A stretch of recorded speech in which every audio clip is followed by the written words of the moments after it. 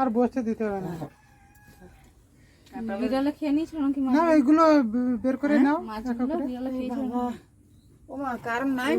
ভাইটা বলছিল যে এরকম আসছিল আগে, তাই আমি বললাম যে এখন বৃষ্টি বর্ষার সময় কাজ বাজ থাকছে না, কি অবস্থা আছে সেই জন্য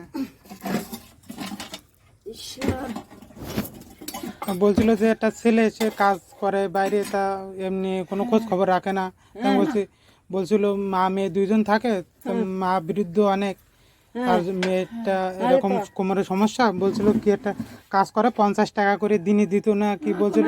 এখন এখন নিচ্ছেও না, গেছিলাম ওই তো ওই তো ভাইটা বলছিল যে 50 টাকা করে দেয়। বসো না, বর্ষাকালে শীতকালে গরমকালে বেশি কালে 50 টাকা দেয়, আর ওই সন্ধ্যালে 2 টাকা দিনেও না।